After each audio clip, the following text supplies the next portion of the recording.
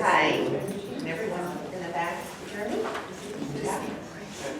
It's great to be out and see every chair taken and more chairs coming in. It's always a good way to start something like this.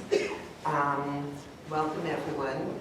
My name is Melissa Diamond, and I'm a longtime member of Temple Israel and have been involved in all kinds of programs and activities. And one of the things that I love best are books. So about 6 months ago, when another friend of mine said to me, do you want to come with me to one of the churches in Southport? There's going to be this great book event. I said, absolutely. And that's how I connected to Maggie and Dale I've known for a really long time. Tonight we're going to discuss Maggie's new book, Now Everyone Will Know, and a very important aspect of that book, which is the challenge that most of us face of a secret. Who doesn't or hasn't had a secret?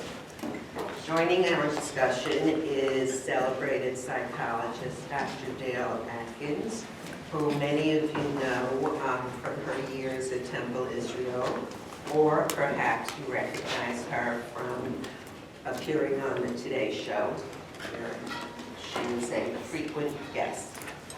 Maggie, as many of you know, is also a member of Temple Israel, something I didn't know until that night that I attended the other event. However, I was so moved by her talk and what she had to say and looking at the book that I immediately said, would you do this program at Temple Israel? And to my surprise, Maggie's response was, well, of course, I'm a member of Temple Israel. So you don't always know who you know and who you don't know. I didn't remember meeting Maggie, but I was certainly glad I did, and we had so many things in common that I feel as if I've seen her on a daily basis.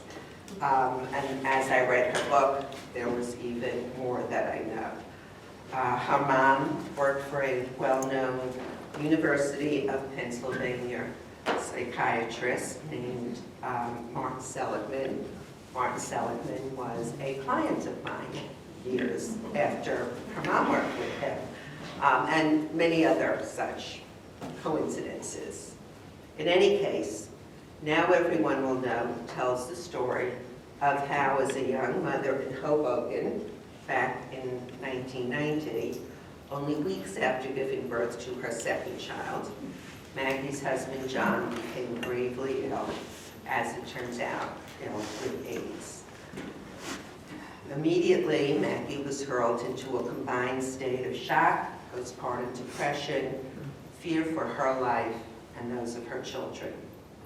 At the same time, she was faced with the daunting task of caring for those children in proximity to their deathly virulent father, and of caring for him.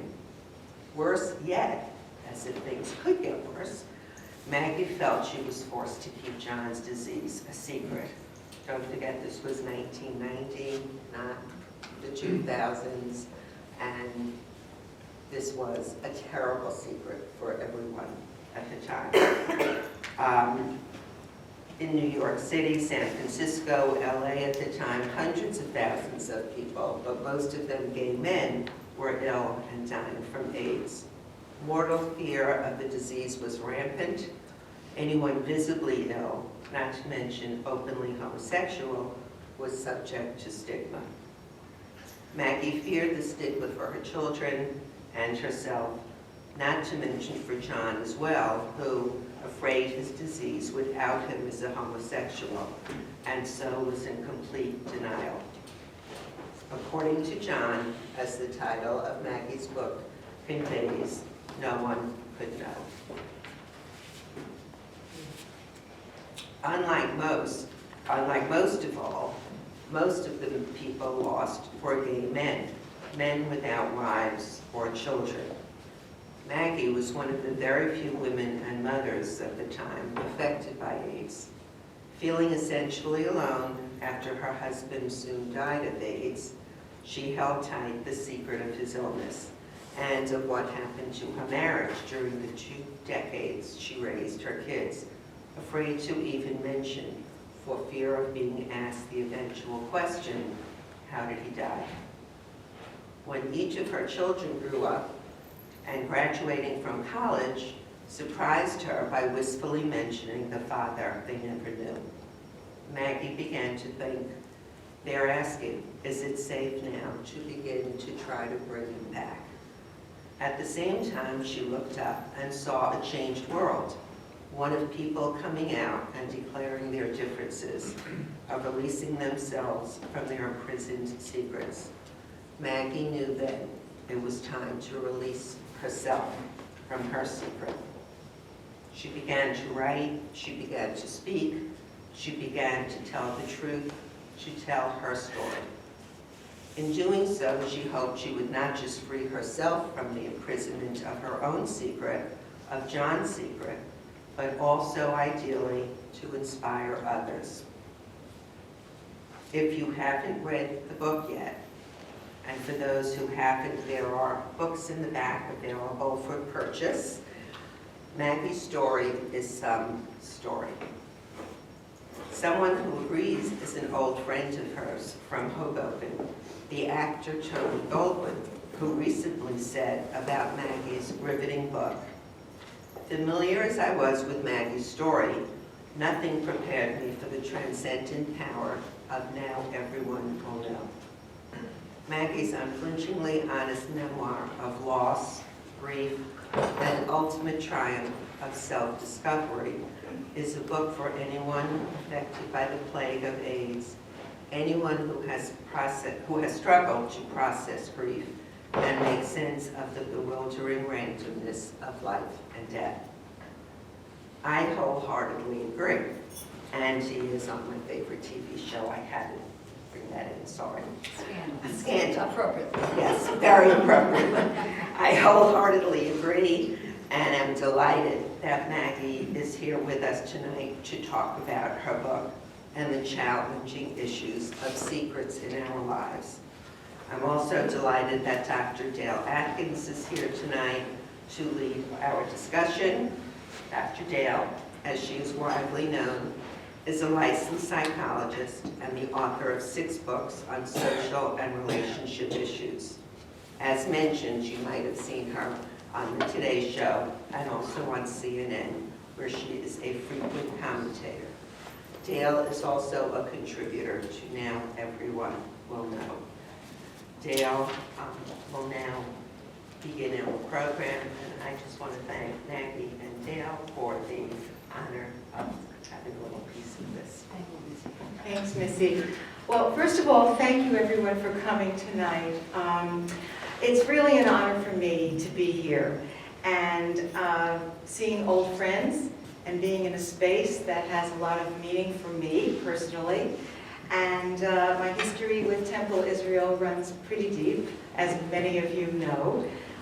Among the many treasured memories are the connections I made in this congregation when Rob and I lived here, particularly as a member of our caring committee, which was chaired by Rabbi Mencher and Jennifer Cantor, and subsequently co-chaired by Diana Muller, who are members of Maggie's book group. So there's everything kind of is connected. And also being a part of the Interfaith Stepping Stones project, which I think, Bob Silverstone, you were also a part of that many, many years ago. It was run by Alice Chuchka many years ago. And of course, I guess the highlight for me was experiencing our family's major life cycle events in this community. The highlight for me really was when I legally and officially adopted John and Josh, and Rabbi Orkan, the then rabbi, gave us a blessing after services one evening right downstairs on the bima. And he also officiated at their marriages. So Temple Israel, for me, is a very special place. It was at a dinner party hosted by other Temple Israel couple, where Maggie and Dave were also in attendance, and that's where Rob and I met them. A secret at that party brought us together. Ironically, it's that very same secret that is the reason that we are sitting here now. And secrets can do that. They can bring people together, and secrets can cause deep divides among people. I'm really pleased to be here. It's an honor to be with Maggie, and I'm pleased to provide a bit of professional background on Maggie. She is a veteran of the publishing industry, as many of you know. She worked for more than 2 decades in publicity and marketing at Bertelsmann, Scholastic, and Abrams Books. And Maggie has also performed as a singer at such Manhattan clubs as the Laurie Beachman Theater and the Metropolitan Room, and I can tell you that she's fantastic. And I don't know if there's going to be a little cabaret after tonight. I kind of doubt it. However, I encourage you all to go and hear her when you have the chance. I'm going to turn the program over to Maggie, and then I'm going to take it back. And Maggie's going to tell us a little bit about her wonderful book, Now Everyone Will Know, and really how it came to life. And I might say how you found your life. Okay? Okay. Hi, everybody. How many people here have read the book? Okay, oh, good. Okay, so some of you, quite a number of you haven't, and I actually created a 24-page triple-space script, which is remarkably similar to what Missy said, so I'm going to kind of cherry-pick here, but first I want to say welcome, and it is good to see a lot of familiar faces and some new faces. Dale mentioned a few years ago how she and I fortuitously met through a temple connection. I have trusted her utterly since then. She's become, in fact, my barometer on trust. And it's good to have one of those. If you don't, you might want to find one. And I am really lucky to call Dale friend. So thanks for everything, Dale. I'm also lucky to have come to know so many others here at Temple Israel. And I want to take a minute to thank first Missy for her inspired idea to bring Dale's and my Now Everyone Will Know road show on the road here tonight. Thanks also to my dear friend, and who everyone here must know and must have eaten the food of Nancy Wergele's. My trump card here, if you will, edible, is that Nancy baked the cookies with her granddaughter, Hannah. And here's where I really have to pat myself on the back. When it comes to selecting people to trust with my secret, I've usually, not always, but usually made wise choices. But to choose Nancy Wergele's to trust with my secret was genius. This woman can cook. So I would hightail it over. I want to also thank Lisa Goldberg, Temple's executive director, who's standing back there and helped put this together, and its director of programming, Brian Bierman, and the terrific staff who set up. Let's welcome Rabbi Michael Friedman, who just came. I was just about to thank. That's such perfect timing. It's divinely. Thank Rabbi Michael Friedman, who will be joining us shortly. And Rabbi Emeritus Bob Orkand, who really helped me some years ago when we first moved here and my children were little with this secret that I sort of carried along. I didn't dream about, go ahead, talk about I didn't dream of writing a book about the demise of my husband and young marriage, let alone speak about it above a whisper in a ladies' room, until about 7 years ago when both my kids left home, grew up, left home, and I felt I no longer needed to protect them. Now I know several people here have not read the book, and I know that Missy gave you a pretty good overview. So again, in 1990, my husband, John Andrew, was a pretty senior Wall Street Journal editor for a young guy, was diagnosed, and just after our son was born, about 3 weeks after our son was born. He had been ill with little things, and we didn't think it was in any way, shape, or form AIDS. And in the book, there's a kind of surprising moment at which the doctor is reporting to me, because he's had to go to the hospital because he's sort of not functioning very well, that he has something called lymphoma. And I start to ask him what that is. I've just had a baby. I don't know I sort of knew what it was, but I wasn't sure. And then I heard myself ask him, could this be AIDS? And there was, as you can imagine, a palpable silence. And then I think he probably thought that was a reason I would have asked that. My husband wasn't home at night, or he would hang around in West Village, but my husband wasn't what I thought a perfect husband. So it was kind of went downhill from there. in that John did have AIDS. And actually, it feels weird to say. I have to, I've written the book, I'm honest about it, but it still isn't easy to say AIDS in the context of your family, despite the remarkable progress, medical progress, the disease is found, so fortunately found. The kids and I were spared. We weren't sick. That was first good news. But in the news, on the front pages, the story of the movie star Rock Hudson being sick, the pop star Freddie Mercury dying, a young hemophiliac by the name of Ryan White. Most of us remember this time, and a woman who contracted AIDS from her dentist. I think we all remember the confusion of those days. At the same time, about 150,000 of people's brothers, cousins, and best friends had died by 1991. Another 250,000, mostly men and gay men, had been diagnosed with AIDS and were pretty much forecasted to die as well. That was that time. And when you talk to young people about this, they cannot picture it. There's not a dialogue, I don't think, on this very often, but we'll talk about that later. But they can't imagine AIDS being so devastating, which it was. We know it was sexually communicable. We know no one seemed to be spared, and it was synonymous in the 90s with stigma, paralyzing fear, and also with skeletal, sunken young men walking towards you on the street, and you would sort of surreptitiously, self-consciously cross the street. I know that I did that, ironically, in New York City when I saw men. And I had been in the theater, so I knew quite a few people who were sick. But to be the wife of someone back then, to be the mother of 2 children, was petrifying, isolating, and infuriating. In the playgrounds and the preschools of our Milesburg town, I was the woman standing apart, shocked, confused, angry, faking a perpetual smile. I was the woman who whisked the kids away from the birthday parties before the cake was served. I didn't want to talk. I didn't want to answer any questions. I didn't want to have to deal with people's questions. I didn't want to have to lie. I just wanted to be left alone for a long time. John, a secretive person, a reporter. I don't know if anybody have any journalists in your families. Sometimes these people can write reams of papers and pages about other people and expose them. When it comes to their own lives, sometimes it can be sort of my experience. The seminal moments of my experience with him ill was that one day when I first brought him home and I was determined to sort of make it work, he said to me, "Now everyone will know that Andrew has AIDS." His last name was Andrew. And I said, sort of defiantly, "Why? I can be trusted." "Why?" And he said, "Because you're going to tell him." 25 years later, I think there's some kind of statute of limitations, but basically, I could tell almost no one, and I think he was in such denial and so diseased, he had no real concept that he even had it, let alone what was going on the streets outside our windows. He lived for 9 horrific months and died before his son turned 1.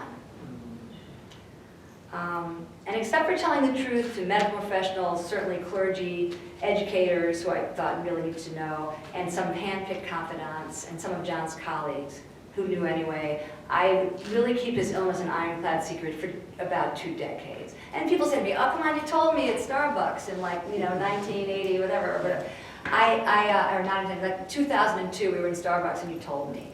Occasionally I would feel like I could trust someone and I might share the information, but I always considered it a mistake after I did it. I always sort of thought, "Well, I shouldn't have done that." There was an immediate sort of recrimination.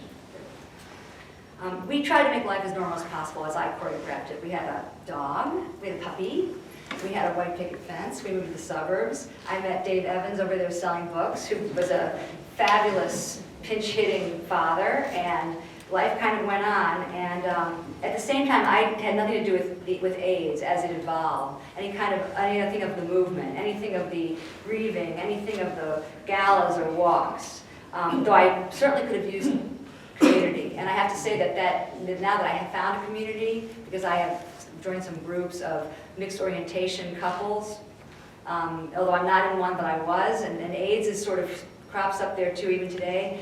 I realize now that one thing I will say before we talk to the experts that I think you do need is community when you're struggling with something. And I did not have that as a woman dealing with AIDS. So I stayed apart from AIDS. I detached from it. I also detached from the memory of my husband, and especially always fearing that question, the inevitable question: how did he die? I was uncomfortable lying about that, and I didn't know what to do with that.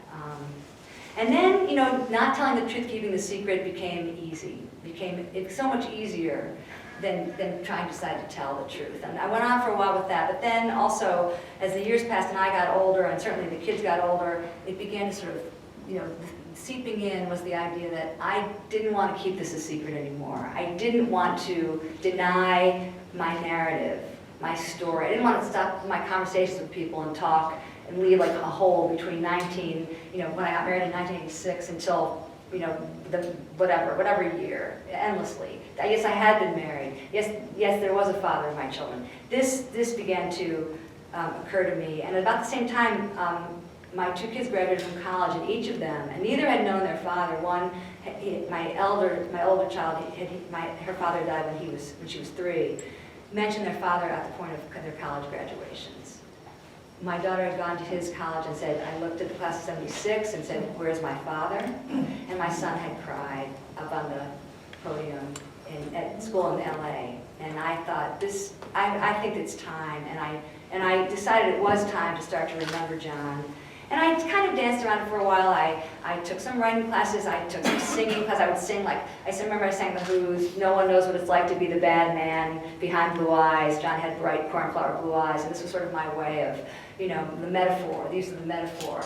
But I was really sort of afraid of putting the story out there. And then I would sort of read the newspaper, and I would read or watch TV and see, you know, LGBT and gay marriage and people coming out right and left saying, this is who I am, this is my story, and I'm sticking to it. What's yours? And I thought, mine's a secret. Mine's a weighty secret, and I need to unload it. And so then I began to write, and I began to really take and when you read the book, and I hope you do, you'll see that I sort of, you know, had a day, my dance card was filled with AIDS events. I saw How to Survive a Plague. I went to the 25th anniversary of the Normal Heart. I watched Angels in America for the first time. I had never watched all 6 hours of the HBO series, and I was certainly riveted by that. I practiced saying husband, death, and AIDS in the same sentence. And you know, again, it's still not easy, and I think anybody who watched Charlie Sheen a few months ago, sweating and trembling, tried to spit out. He said everything else under the sun in every sort of radio like arena. He'd hurled invectives at the world, yet he couldn't be honest about his own disease. And in this day and age, it was a manageable disease. So I was really struck by that moment. I'm also in as I said, a group of terrific people in mixed orientation marriages, and of course some divorces that result from that. And people who are affected by AIDS in those marriages really are comfortable talking about them beyond the sanctity of our group, it seems to me. There's some people here who are in the group, and maybe they would differ with that. That's what I think. Okay, so AIDS is a very tough secret, but it's not the only one that's hard to reveal. I think we all have them, and especially a long-held secret is particularly hard to expose. And having written this book, how many people here have written books? I think we have some writers here, I think. When you write a book and people read your book, it's so exciting, and when they like your book, it's even more exciting. And when they relate to your book, it's even more exciting. And so book clubs have been soliciting me to go and meet with them, and I'm really liking that. When I sit down after the wine, all the conversation about like who's doing what, which is about 2 hours worth. I go around and I ask people to tell me about themselves, and also if they relate to the book, to ask them how they did. And recently a woman at a book club took me aside and said, I loved your book because I have stage 4 cancer. And what she didn't say, I knew, that this had been a painful secret to keep, and she didn't want to anymore. And that was the way she related to the book. And then at these book clubs, there are also people who can't really, as we go around, they can't talk. They tear up. They feel that they're in a safe place, but they still can't trust enough to talk about the secret. And so this has driven home to me that this is a universal issue. I know the questions that run roughshod through these people's minds. Why do I need to tell this to people? Is this the right time to tell it? Is there a right time? What will happen to me if I do tell it? Who will I hurt if I do? And on and on. In his book published in 1996, Breaking the Surface, Greg Louganis, who, as most of you know, I think, is an HIV positive Olympic diver, wrote, "Secrets isolate you." And by the way, he just made it on the Wheaties box today. I thought this was a very good, perfect time. Sort of serendipitous mention of Greg Louganis. It took a long time, yeah. Secrets isolate us. They challenge us.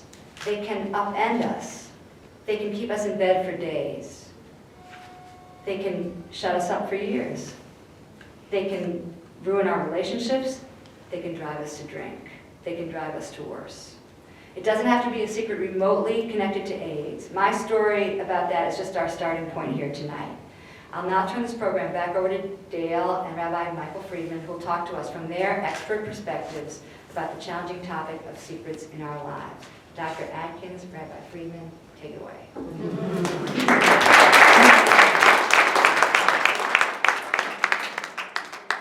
Well, I'm just so glad that Rabbi Friedman was able to make it when he did. The entrance was perfectly timed. And I think that we are in a sacred place. I think that many of us hold secrets that are sacred. They become sacred, and I'm not sure they initially start out that way, but there's something that happens to our spirits when we hold a secret. And there's something that happens to the connection we have with other people when we don't share a secret and when we do share a secret. And I think it would be wonderfully helpful for us if Rabbi would take a moment and talk perhaps a bit about an arc of, in fact, Judaism's perception and also historically where that fits, even though not everyone in this audience is Jewish. I think that there's an arc that people can relate to. And as Maggie said, many people will share their secret before they share it with anyone in their life, with a clergy person or a psychologist or psychiatrist or social worker, a counselor, therapist type person. And I'll talk a little bit about that later, but I just think that, why does one do that? There's this sense of I can trust it, this space, it becomes sacred. I can trust the room. I can trust that what comes out of my mouth, even if it's hard for me to hear it, someone will hold it while I hear it in the way that I hear it. And the person who holds it with me, metaphorically, is holding me as well. So Maggie mentioned when to tell, who to tell, how to tell. We'll talk about that. But I think that with Rabbi here, perhaps you might just give us a sense of what that's been like for you as the recipient, and also the person you are and the many roles you play. Thanks. It's an honor to be here with both of you and with all of you. Welcome to Temple Israel. I don't know that I'm an expert in secrets, Okay. but I did want to share a few thoughts, and the most important thought is a contradiction. On the one hand, Judaism is founded in a secret. We do not know what God looks like, nor do we know what to call God. Essentially, God's identity is hidden from us. If you go into our sanctuary or any other sanctuary, you won't find a picture, a statue, a painting, an image that represents God, because of all principles, one of our highest principles is we don't make any images of God. It's the second commandment. Even when Moses, who had the closest of all relationships with God, asked to see God's face, he's in a particular moment of crisis. He needs reassurance. And he says, God, please let me see your face. God says, no. He says, Moses, you hide behind this rock. I'll show you, I'll allow my back to pass by you. My back. But no man, no human being can see my face and live. So God's identity is a secret to us. And I mentioned God's name. What do we call God? If we call God anything in Hebrew, we call God Adonai. And many of us may think that's God's name, but really Adonai in Hebrew only means my Lord. It's a placeholder. In the Torah, God's name is spelled in Hebrew Yud, He, Vav, He. But we do not know how to pronounce those 4 letters. Adonai is the placeholder that we use for those 4 letters. Those 4 letters do not in any way spell out Adonai. The only Jewish person who ever knew in history how to pronounce those 4 letters was, back in the days of the temple in Jerusalem, more than 2,000 years ago, there was one person, the high priest. And there was only one high priest at the time. It was sort of like being Chief Justice of the Supreme Court. You held it for life. He would go into the inner sanctum of the temple, the Holy of Holies, and on Yom Kippur, he would ask forgiveness for the sins of all the people of Israel by pronouncing that 4-letter name. It was the only time of the year. He was the only person who did it, only in that place. And since we no longer have a high priest, in fact, we haven't had a high priest for more than 2,000 years, well, for almost 2,000 years, the knowledge of how to pronounce that name has been lost. So we've been talking about secrets in Judaism. I didn't even realize till later today when we've been emailing, till after our email conversations, that the entirety of Judaism is founded on these secrets. And somehow we're asked to have faith in a God that we can neither see nor name. If that isn't a secret, what is? Now, throughout Jewish history, we've wrestled with that, of course. Even in the early chapters of Genesis, God is asked to reveal God's self, to unhide your face. That's really the terminology that's used in Genesis. And that terminology is picked up later in the Bible. Esther, the book of Esther, Purim we just celebrated a few weeks ago. What does the name Esther mean? Esther means, I will hide. It's an appropriate name for Esther because she hides her identity as a Jew, and only at the last minute reveals her identity in order to save the future of the Jewish people from the evil designs of Haman. And so too, that has echoed down, that hiding of one's identity has echoed down through Jewish history, including perhaps even some in this room had parents or grandparents who had to hide their Jewish identity from friends or neighbors or schoolmates or employers. Anybody here have a family story in which someone had to hide their Jewish identity?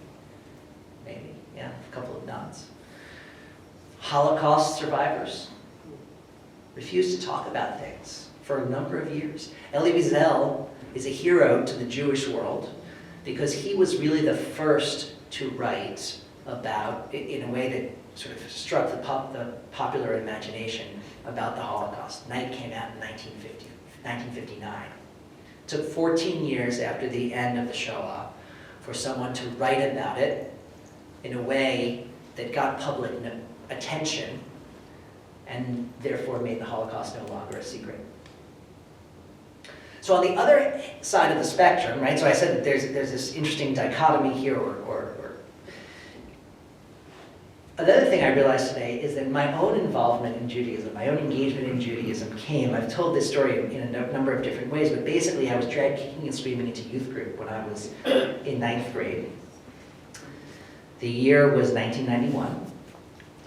And one of the reasons that I loved youth group was that we could talk in youth group about things that we could not talk about anywhere else. And what things were right at the top of the list? AIDS. 1991, 1992, AIDS, which we could not talk about at school, and we could not talk about at home, but we could talk about it in youth groups at Temple. Homosexuality, which we could not talk about at home, and we could not talk, well, at my home we could talk about homosexuality, that was okay. But we could not talk about it at school, that's for sure. It was not okay to be out. But we could talk about it in youth group. And so, Judaism is founded upon these secrets that we struggle with.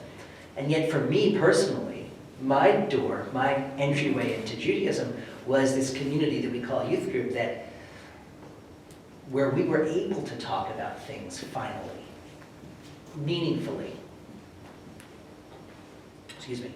And my picture of a Jewish community, at least the Jewish community I'd love for all of us to create here at Temple Israel, is a community where we talk about the things that are most important to us, even if they're hard. Well, I should say especially when they're hard. Now, I'm grateful as a clergy person that I'm not a Catholic priest who has to take confession. That seems hard, because then you have to carry someone's secret. And whereas there are certainly times when individuals have shared important secrets with me. It's not the same as confession as I understand it, right? They're sharing it because they're beginning to tell others. I'm not the only one that they're telling, as opposed to, this is a secret that I can give to my priest and he will hold it for me. We take confidentiality, clergy confidentiality, very, very seriously. And at the same time,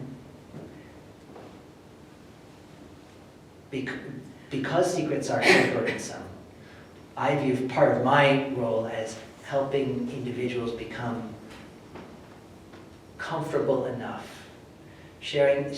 helping them understand that this community wants to support them and love them, no matter what their secret might be. We will find a way to support and love you here at Temple Israel.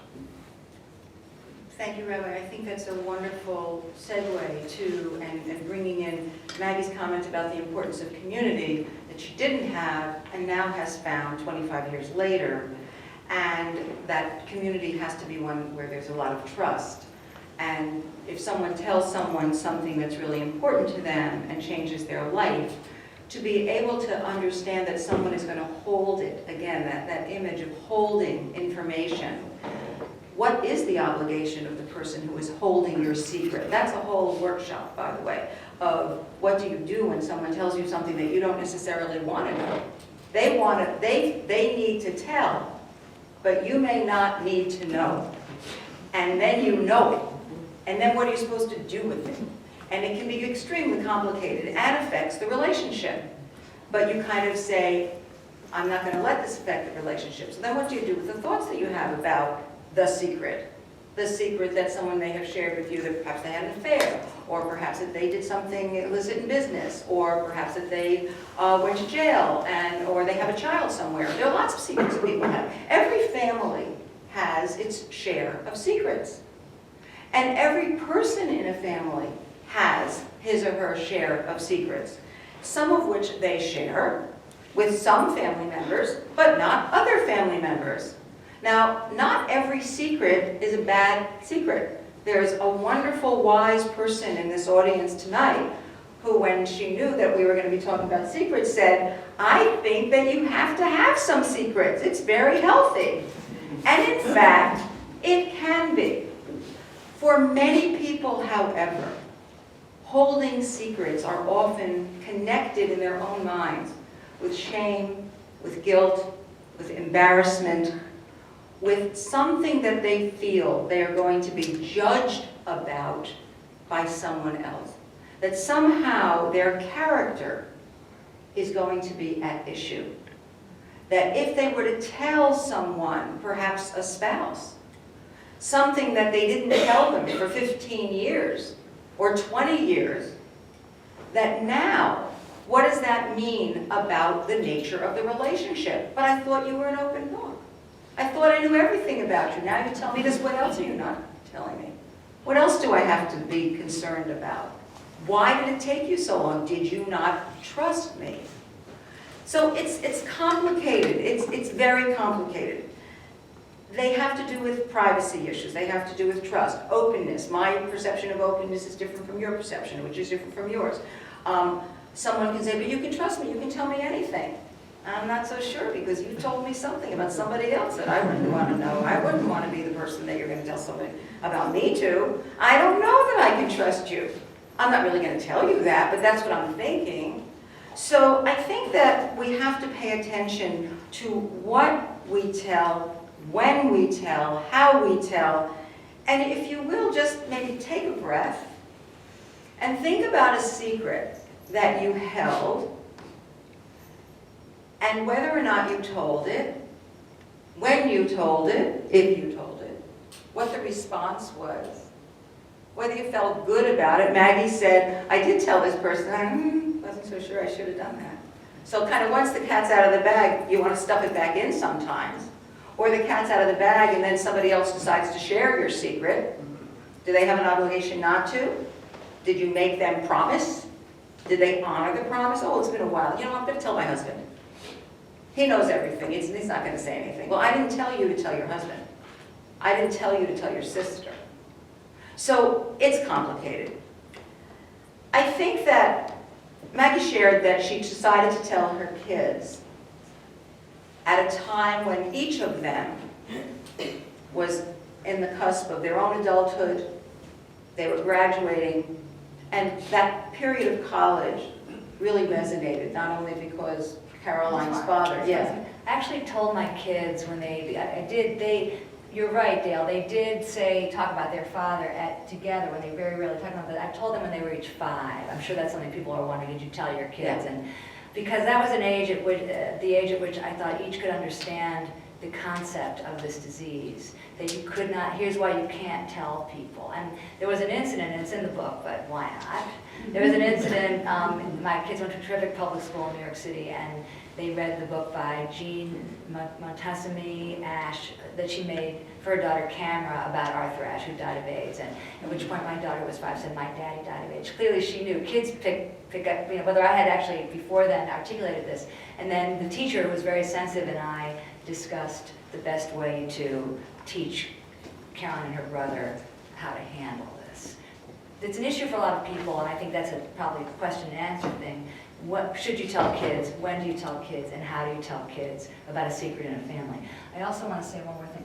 In terms of community, I found a community, a like-minded community, recently through something called the Straight Spouse Network, where a lot of people were wrestling with some of the issues I had with a husband who died of AIDS. But I had communities all along the way, actually successfully finding people who I did learn to trust. And I had a group of runners in Hoboken, I write about this in the book, and 2 of those people were ministers.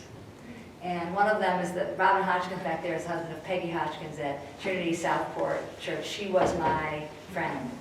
And the other woman is a minister in North Salem. And we ran, and they gave me the counsel. So, you find people, you're also a runner. Look for your running clergyman. Yeah, anyway, so I just want to say community, and also my kids sort of told me at their graduations, but then my mistake was to think that they then wanted an onslaught of John's memorabilia, and let's sing the songs John sang in camp and all this, and they were like, we're going to do this on our own. Now, my attempt was then to sort of Photoshop our family back together, like paste everybody in and say, this is who we could have been.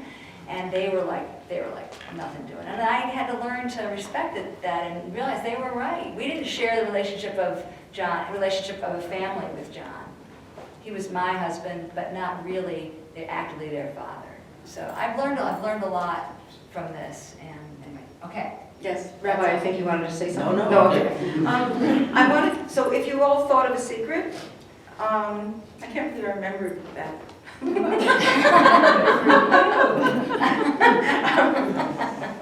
Some of you will understand.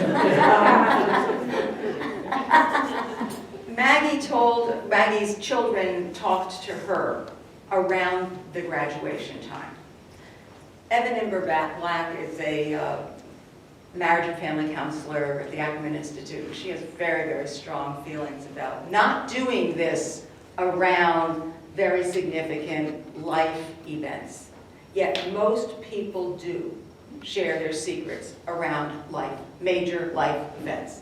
So one would argue Well, what's that about, right? Why should I do it or not do it around a major life event? Well, when major life events happen, people are trying to fit into whatever this transition into their next stage of their life is going to be. Whether it's about graduation from college and getting out to the world, whether it's marrying somebody, whether it's you've lost a child, you've lost a spouse. These are major life events.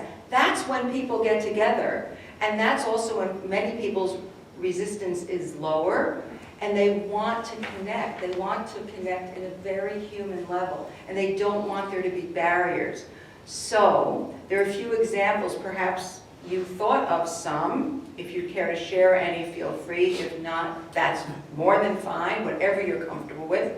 I will share a few that happened just before we were talking at Peggy's church. And it was like, oh my gosh, it was almost like the Wheaties box. Could this possibly have happened? Someone told me that her son was getting married, which I knew, and they were going to the rehearsal dinner, and on the way to the rehearsal dinner, her son, literally in the car, told her that his fiancée was married before. Yeah, oh, really? That was an interesting bit of news as you're about to meet the family. Okay, and gee, that's interesting. How come nobody mentioned that before we're on our way to the rehearsal dinner? It's a question, right? It's a question. The timing was interesting. A 12-year-old boy who stays with the neighbor while his parents are working and has been staying with the neighbor for months and months, casually overheard the neighbor say, you know, your brother and sister really aren't your brother and sister. Okay? 12. What? No, your dad was married before and she died, and the mother you think is your mother, but not the mother of your brother and sister, and I can't believe that your mother never told you that. Well, when the mother came home from work with the father, can you just imagine what that scene was like? So here's this 12-year-old boy who now hears that the family that he's grown up with, that really was his family. Now, Rabbi mentioned the Holocaust. There are lots and lots and lots of situations, not just related to the Holocaust, where people have lost families, and they begin new families. And then at some point later, they find out that there's somebody else that they didn't know about. Why was this a secret? And of course, for all kinds of things, particularly suicide, people say the person didn't die of suicide. They died of cancer, or they died of something.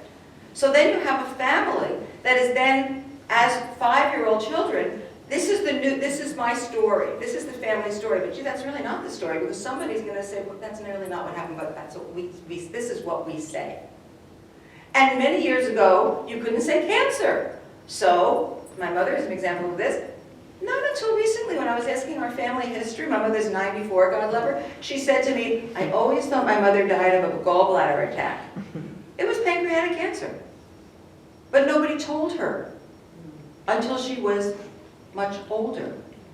So I think that secrets can be really hurtful, but generally people hold them because they think they're protecting other people. However, many people use secrets as a way of holding power over other people, particularly when children are victimized and they are told, now this will just be our little secret, right? We mustn't tell anyone because this is just our little secret. So then you have children trying to internalize and make sense of something that they know in their very gut is wrong. And then they start to have their identity affected by what the secret is that they're holding. And they certainly can't share about this other person who may have even threatened them or their dog or their parent with bodily harm if they were to share the secret. So I think as we think about secrets, they can be most destructive, from my experience, when they're kept in homes, families, and are part of our support system. Because that's what we all trust. When that trust starts to fade away, and we don't have control, and we don't know enough information, we don't know what to make of the world. So generally, we become much more internally oriented. But we try to make sense, and this is particularly kids, out of a world that doesn't make sense. Family secrets shape us, and they also scar us. They can divide family members and they can estrange family members. They can discourage individuals from sharing information with anyone outside the family. This is something that we'll keep in our family. Don't tell anybody. Don't tell them, because we don't trust them. Well, if you can't trust what's going on in the family, but you're not allowed to tell anybody else that might be able to help you, what do you do with this? What do you do with it? So the whole, again, the issue of family secrets can really contribute to arrested development at very critical points in people's life, in their developing who they are, what their identity is. And it prevents growth. It can prevent growth of self. It can prevent growth of a healthy sense of who you are and confidence. And they can lead to extremely painful miscommunication within a family. And that can cause unnecessary guilt and doubt. I think that when someone tries to undo the damage of a family secret, it's really important that they recognize that they are revealing a secret, and that the revealing of the secret isn't necessarily the betrayal of the family, but it's a necessity in order to free a person in a family. But not everybody in the family is going to perceive it that way. So there's always a risk, there's always a consequence, there's always going to be fallout. And if you're alone, and if you don't have someone who you trust, and who you feel you can really be yourself with, it can be very complicated. Before I turn it back over, I just want to say, again, it sounds like this is true, but it's not. Not all secrets are destructive. So, I mean, any of you who've had siblings always have secrets, again, from their parents. I mean, they have to, right? How would you grow up? How would you learn about anything if it wasn't from your sisters or your brothers? But there are also siblings who keep secrets about the family. And then they have to figure out how they support each other in keeping those secrets. And this is one of the reasons why in families that are living in tremendous chaos, often the sibling relationships are so strong for so long. And those siblings may really not have much to do with each other when they grow and they have their own lives, but yet they're bonded by survival from a very, very early age.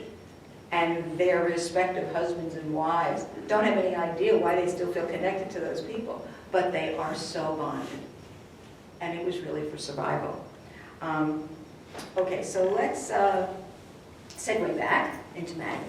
Well, I feel like, I would love people, does anyone have any questions, or does anyone want to say anything? I certainly could, despite my husband trying not to keep me from talking for a period of time, I love to talk, so we could be here all night. So does anybody want to ask any questions or say something about something in his or her life?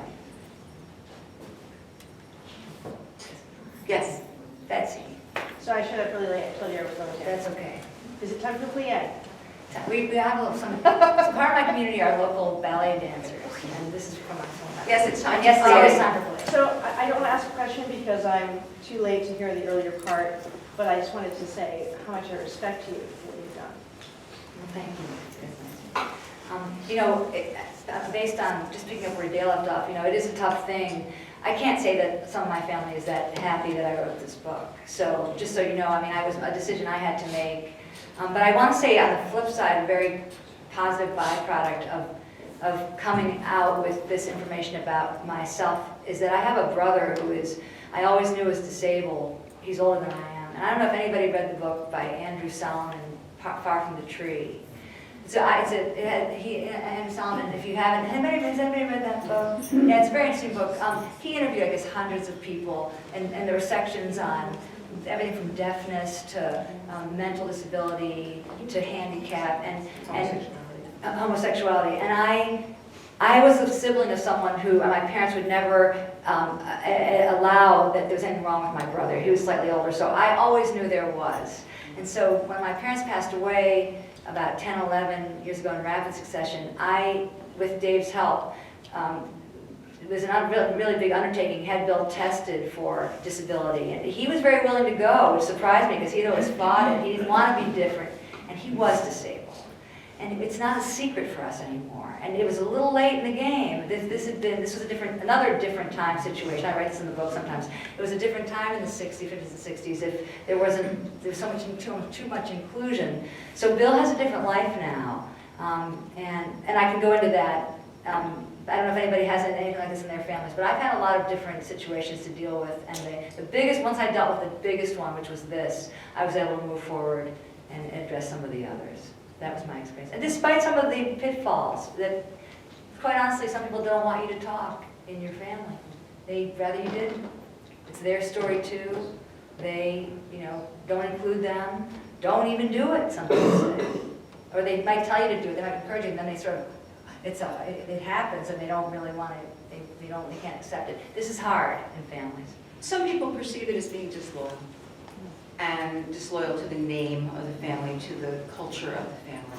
And when you are viewed as a person who's stepping out of that to tell your story, to air your dirty laundry, all those kinds of phrases that you may be doing for whatever reason, not everybody's going to have a party necessarily.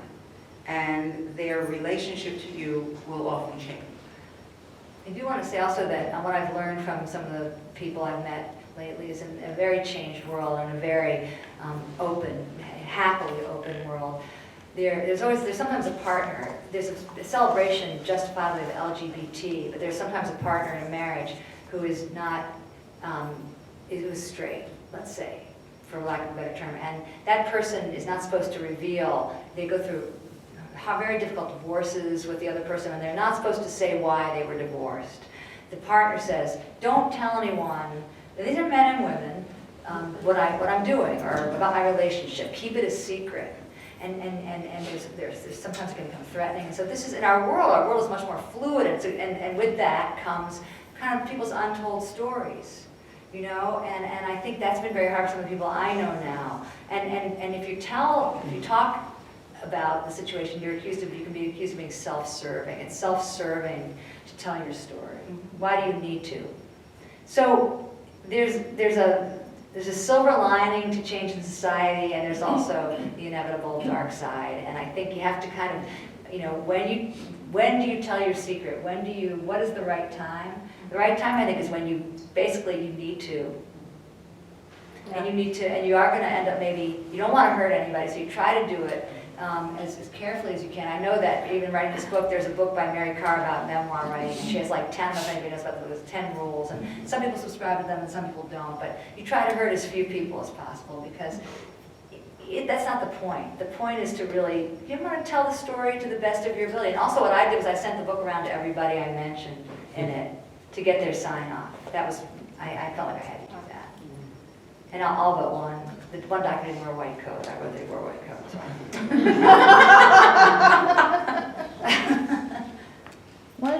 What role did your husband's family play In his illness. in, his illness, but I don't know whether he had parents, but clearly they had grandchildren. Did they keep relationships with you? With the No. My husband's mother was older for the time and had Alzheimer's, so she blissfully was unaware of John having AIDS. I write in the book that John's father, for example, did not come to our wedding because I was Jewish, so there was some enmity. John was not Jewish, but he did come to both my kids' bar mitzvahs or b'nai mitzvahs. So he did. Everybody sort of did their best but no one. I got tremendous help from my husband's brother and sister-in-law, hands-on help in raising the kids. But because we were of different cultures and we were obviously different people, we mourned John very differently. So I would say I got very, very solid practical help, the best. I also got a lot of help from the Wall Street Journal. I was very lucky that John was employed by them. But in terms of emotional support, people want to remember John privately, people want to remember John silently, and not in the context of AIDS. And for me, that was okay for a while, as I explained, and then I couldn't separate, as W.B. Yeats said, the dancer from the dance. It was impossible to do that. So, does that answer your question? Sure. I mean, I think I had a pretty good situation all in all. I mean, I got help from John's family. I got financial help for college. They were right there. Of course, I needed that. But in terms of emotional help, I went to friends, I went to clergy, I went to anybody who I could learn to trust. I think people have all kinds, it's all over the map on that. I don't know if anybody knows anybody dealing with this, but families are all over the map. That's not really helpful, but that's what I perceive. I think it's people helpful are. when you know that. I think you need to know that and people change their minds also. It can be, they can abruptly change their mind once the reality of something like a book or a newspaper article is in front of them. Yeah, I think the expectations that we often have for how people will respond are not necessarily what they in fact are in reality. And so we have to keep our expectations, I want to say reasonable, realistic. I would say try to have no expectations, and then you won't be disappointed.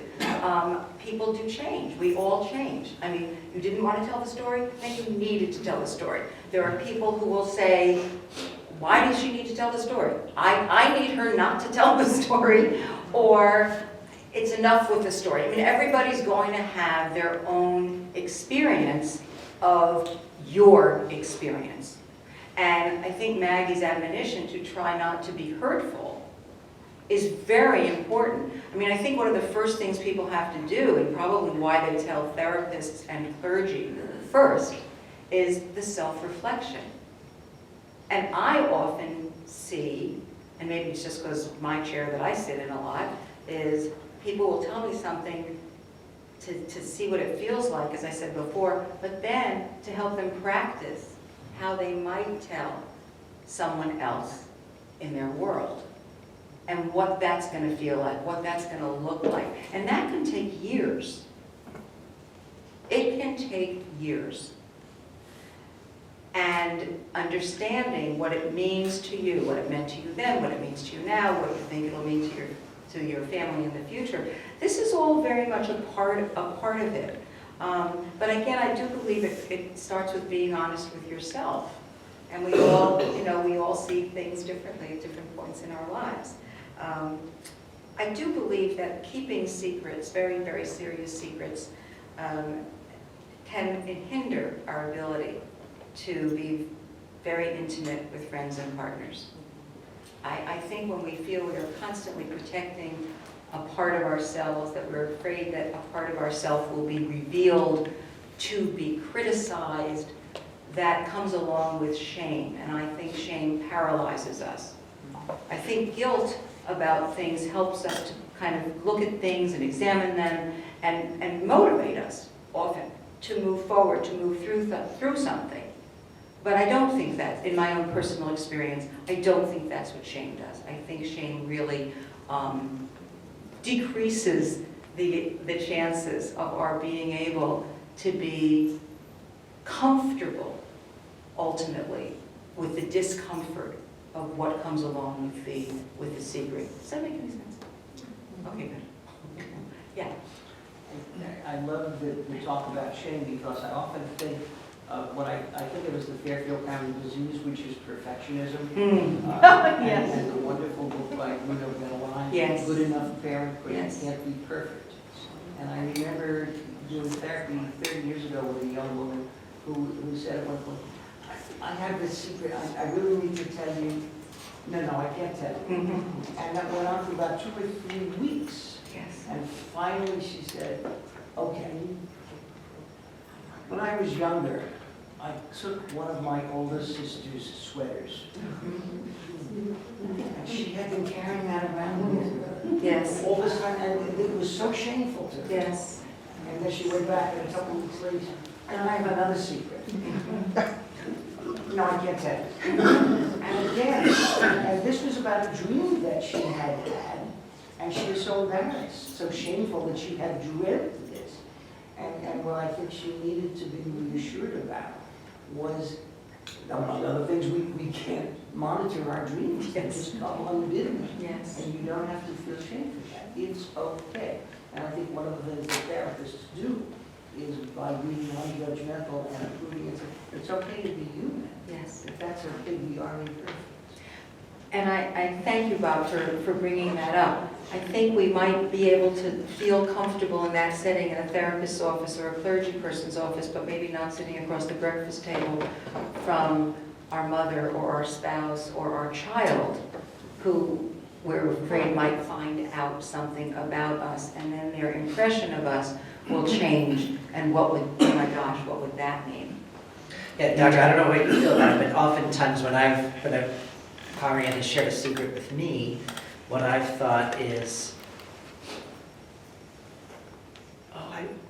this really isn't that bad. I wish this person felt comfortable sharing it, because oftentimes I know the family or something, they would have the support. They would have the support, and it would be okay. And that's often my reaction is, oh, I wish this person would have. Anyway, but what I actually wanted to maybe ask both of you about, now you said regarding your brother, regarding AIDS, it was a different time. This is a different time too. You think of the number of people who've been able to come out of the closet and say openly to their families, to their friends, I'm homosexual, I'm gay, I'm lesbian. We can think of the number of people just in the last few years or months who've been able to say that I'm transgender. Now that there's a word for it, you know. And all those years, decades, centuries when individuals like that had to live with secrets or in the shadows. So on the one hand, it's been a time of shining light into dark places. On the other hand, social media has not, the way I see it, and I'm really interested to see how you see it, not so much that social media has revealed secrets, although sometimes, you know, well-known public figures have had secrets revealed via social media, of course. But for most folks, social media has become a platform to present a highly manicured identity to the world. That does not, it's a facade, and it doesn't reflect what is really going on in that person's life. I call it airbrushing your life on Facebook. Right, well, as people have said, on Facebook, everybody's having their best day ever. Right, that's why I think it's Right. insane. So to what degree has social, even though it is a different time, and so many secrets are no longer need to be kept secret, which is great. There's a culture of a manicured or a curated identity on social media.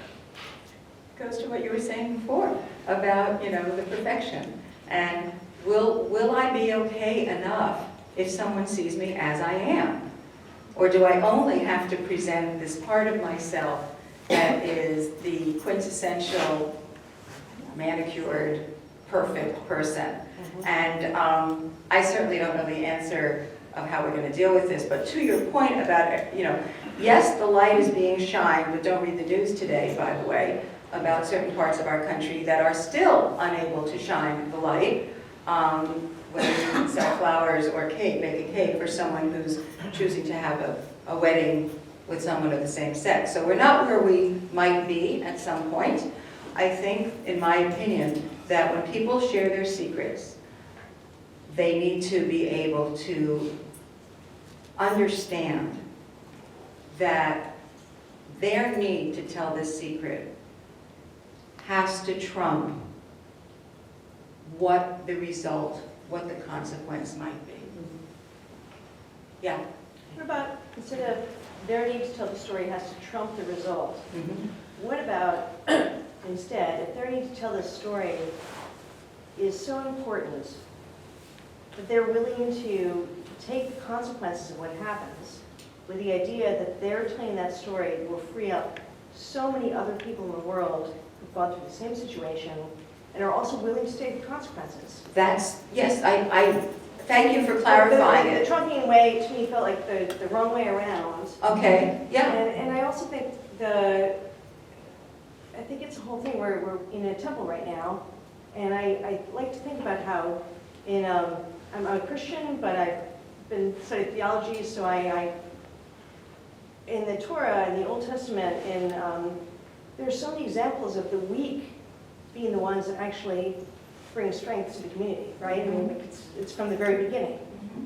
And I love the fact that when you talk about our shame, it's one thing, but maybe shame is the wrong word, maybe it's in our weakness, when we are strong enough in our weakness to reveal this stuff. That's kind of how the world gets changed. And I do want to say one more thing about this.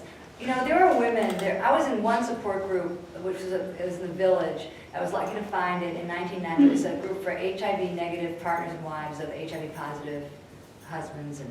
And the social workers around the group each had sons, and they were open about their husbands having AIDS and dying. And I look back now, I saw one of them recently, and so they didn't feel the shame I did.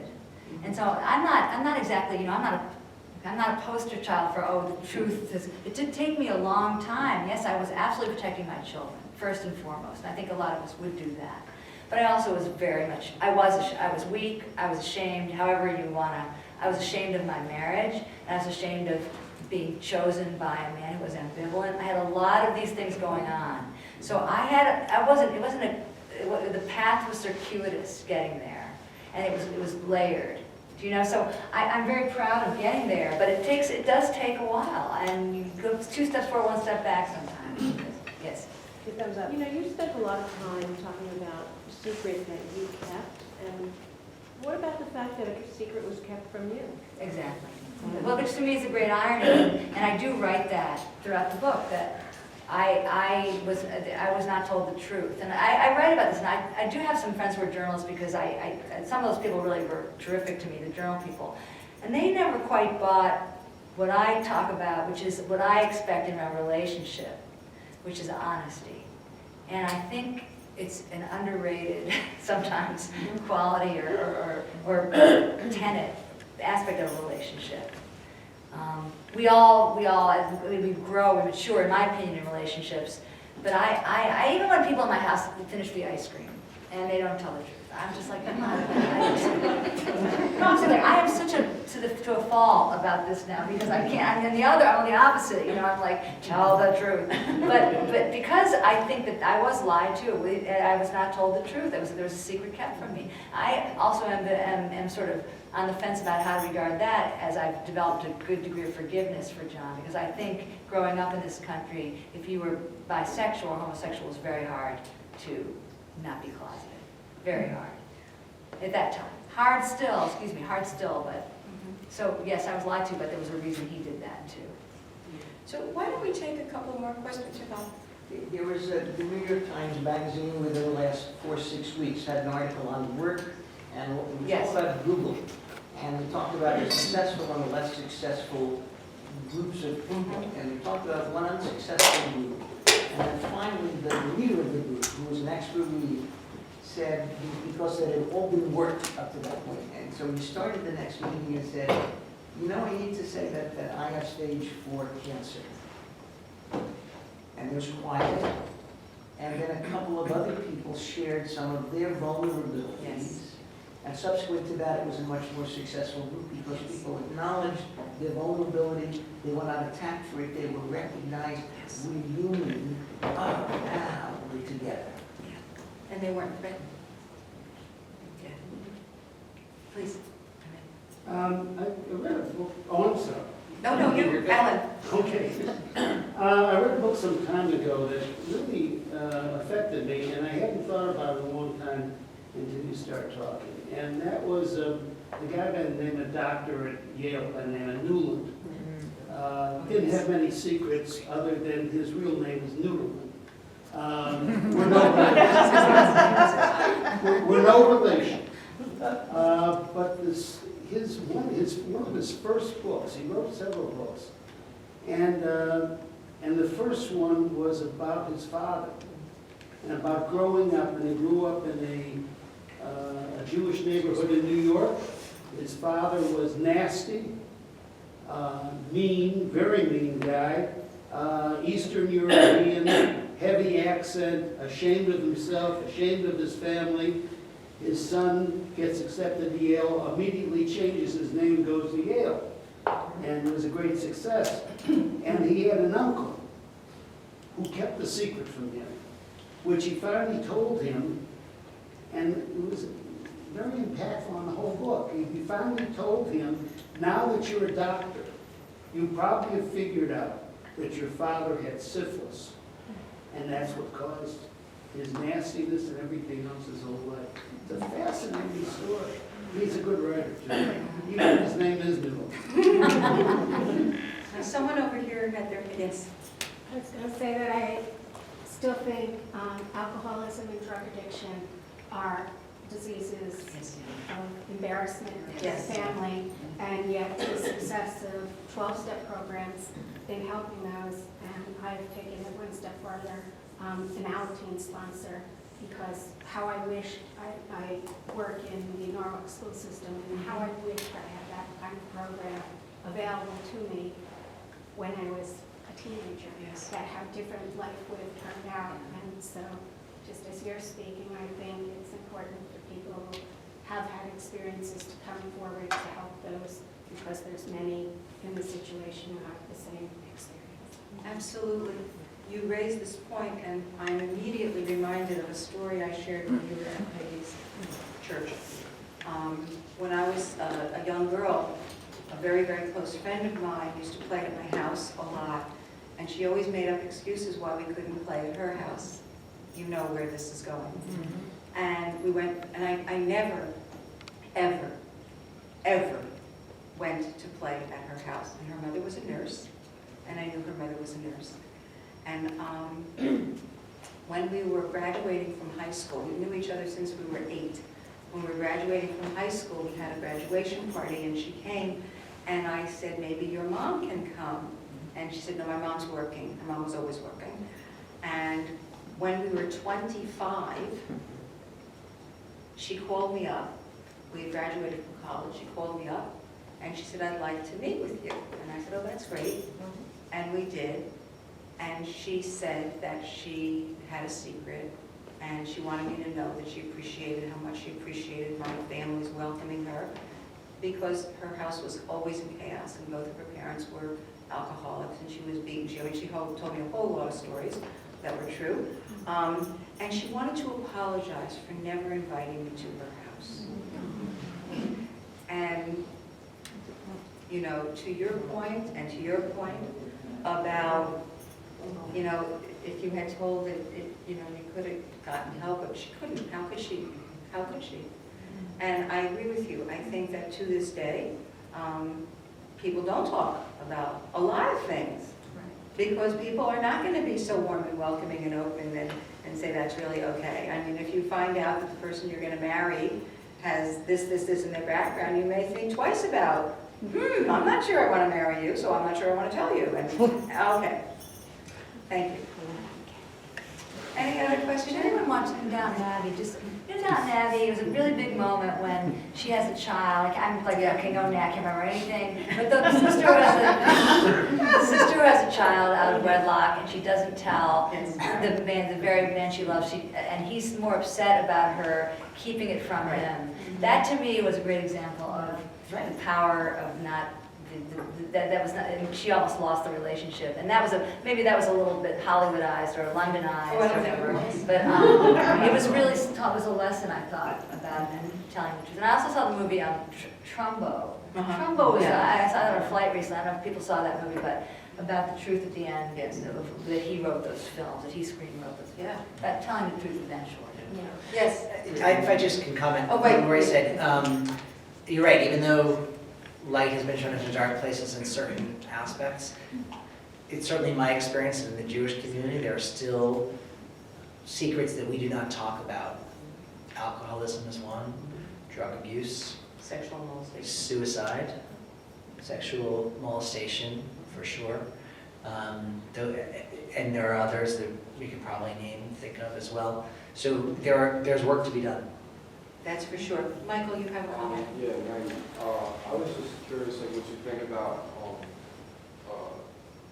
emotional shame in context of interpersonal relationships, and how that plays into the idea of like deception almost.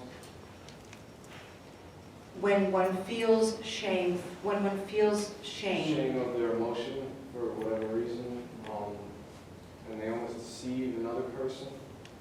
Like, do you think that takes on more of a masculine or a feminine quality? What an interesting question. Yeah, very good.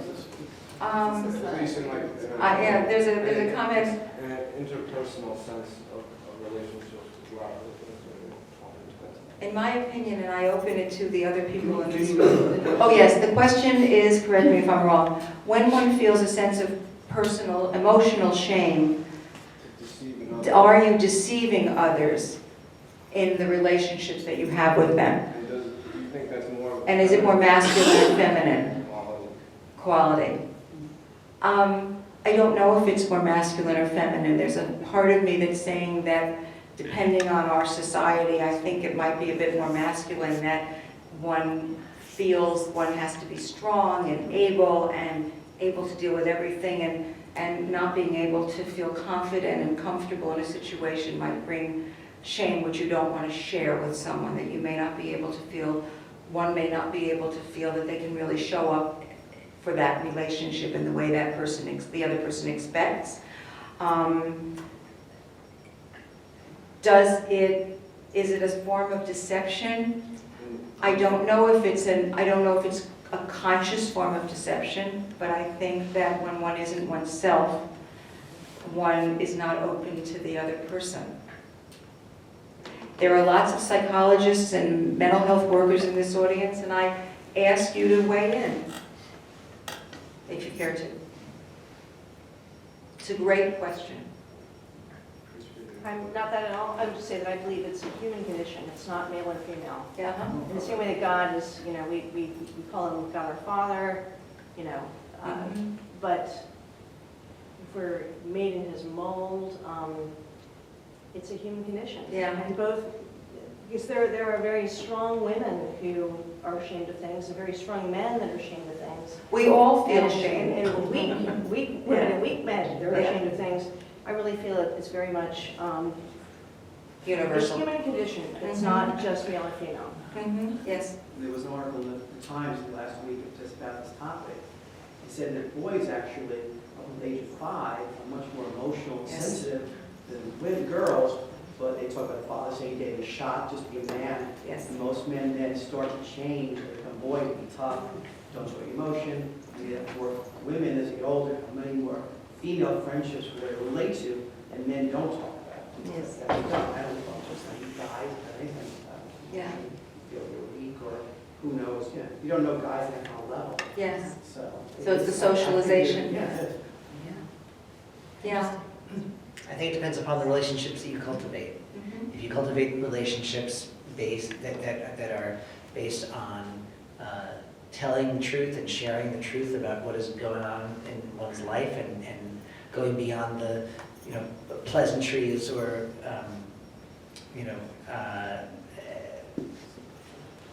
it is fully possible to develop Yeah, but on friendships average, for men or women. I think when men are raised by sisters, you tell them to see the friends, tell them guys. Yeah. Yeah. Or female friends in there, but it's not to guys. It's not an unusual situation. It's really broad. It's all That's right. tough, So that's right. So it's it's Yeah. 9:15. How did that We happen? had so much fun. We had fun. I'd like to just take this opportunity to thank you all for Thank coming, you so much for supporting this program at Temple Israel, and I really, really, really want to thank Maggie for sharing her story and writing this beautiful book, and helping so many people who are not only reading this book, but finding a way to connect with a part of themselves that they may not have been willing to connect with before in this way.